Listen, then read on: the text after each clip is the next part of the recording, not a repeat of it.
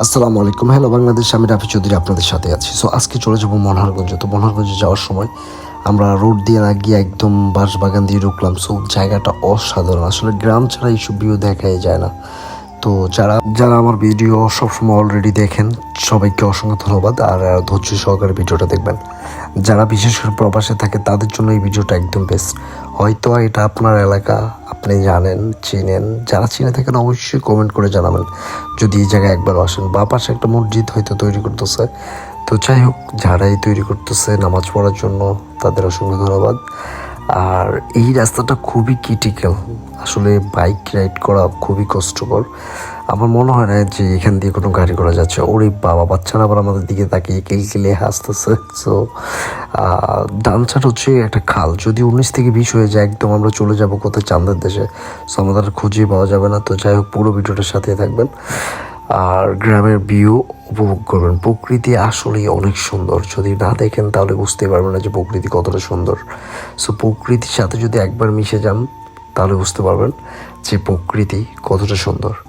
মাঝে মধ্যে ইচ্ছে করে এই প্রকৃতির সাথে হারিয়ে যাই, সত্যি মাঝে মধ্যে ইচ্ছে করে। এই হয়তো একদিন আমি পড়ে থাকবে আমার হাজারো স্মৃতি।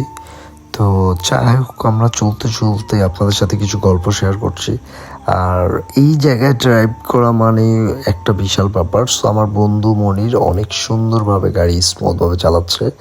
সো আসলেই ভয়ও লাগছে যে ডান পাশে একটা হচ্ছে খাল, যদি একবার উল্টোপাল্টা হয়ে যায় বাস হুন্ডা যাবে চাঁদের দেশে, আমাদের পালায় যাবে মঙ্গল গ্রহে। সো এই জায়গার মধ্যে আমরা কিছু ছবি তুলেছি। সো আপনি চাইলে আপনিও ছবি তুলতে পারেন, খুবই সুন্দর সুন্দর ছবি তোলে। বাস এই জায়গাটার মধ্যে আমি আসলে 4-5টা আমরা ছবি তুলেছি। সো আমার বন্ধু রূপঙ্কর আছে, রূপঙ্করের কিছু ছবি তুলেছি, মনির কিছু ছবি তুলেছি। জায়গাটা এতটা সুন্দর আমি আসলে বলে বোঝাতে পারবো না। সো প্রবাসীরা কিন্তু এই ভিডিওটা দেখলে তাদের জন্য অনেক আবেগঘন জায়গা, কারণ গ্রাম তারা অনেক দিন দেখে না। সো আমরা কথা বলতে বলতে চলে আসছি। একটা ব্রিজ আছে, এটা হচ্ছে কালিয়াপুর ব্রিজ বলা হয় এটাকে। খুবই সুন্দর একদম। সামনে আবার একটা অটো রিক্সা, আমার মনে হয় যেন অটো রিক্সা এই রাস্তায় চলেছে, আমি জানি না, শিওর না। তবুও মানে এই অটো টোটো চললে কখন উল্টে একদম গাঙ্গে চলে যায় তার কোনো ঠিক নেই। যাই হোক, আমরা চলতেছি। ওই যে আমাদের কিছু আপুরা তাকায় তাকায় আমাদের দিকে হাসতেছে, হয়তো কিছু বলার চেষ্টা করতেছে। তো যাই হোক, আমরা কুটি কুটি পায়ে চলে আসছি ব্রিজের মাঝখানে। তো আমরা কিন্তু ওইদিকে যাবো না, আমরা রিটার্ন আবার ব্যাক করবো। সো জাস্ট আমরা আপনাদের ব্রিজটা দেখানোর জন্যই আসছি। সো এটা হচ্ছে কালিয়াপুর ব্রিজ। সো চাইলে এখানে আসতে পারেন, খুব সুন্দরভাবে ছবি তুলতে পারেন। মানে ছবি তোলার জন্য এটা হচ্ছে বেস্ট একটা জায়গা। সো ঘোরার জন্য এটা একটা বেস্ট জায়গা।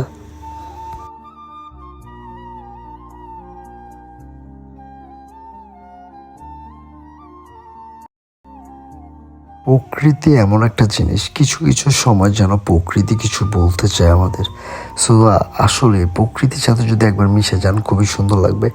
আর এই জায়গাটার মধ্যে আসার পরে আমার থেকে ভীষণ ভালো লেগেছে, কারণ গ্রামের রাস্তায় ঘুরতে কিন্তু অনেকটা ভালো লাগে। সামনে একটা বাজার আছে, সেই বাজারটা হচ্ছে কালিয়াপুর বাজার। আজকে কিন্তু হাটের দিন, দেখি কোনো মানুষ আছে কিনা। একদম হাট পুরাই পাখা, মানে একদম জিরো। সো এই হাটে কিন্তু এক সময় মানুষ আসলে হারিয়ে যেত, প্রচণ্ড মানুষ হতো।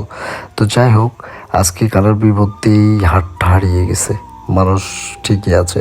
সো ছোট্ট একটা ব্রিজ পড়েছে, উড়ে বাবা, অটো রিক্সার জন্য তো আসলে যাওয়া যাবে না। যাই হোক, মনে সাবধানে চালাচ্ছে খুবই সুন্দরভাবে। ব্রিজটা খুবই ছোট, একদম ছোট। এই ব্রিজটার বয়স হবে ম্যাক্সিমাম 50 থেকে 60 বছর আমার জানা মতো, কারণ আমি ছোটোবেলা থেকে এই ব্রিজটা দেখে আসছি। সো আপনারা কত বছর ধরে দেখছেন অবশ্যই জানাবেন। তো আজকের জন্য হচ্ছে যে আমাদের ভিডিওটা এতটুকু পর্যন্ত। পরের ভিডিও দেখার জন্য আমাদের Facebook page hello Bangladesh, YouTube subscribe করে আসবেন, ফেসবুকে ফলো দিয়ে রাখবেন। থ্যাংক ইউ, আল্লাহ হাফেজ।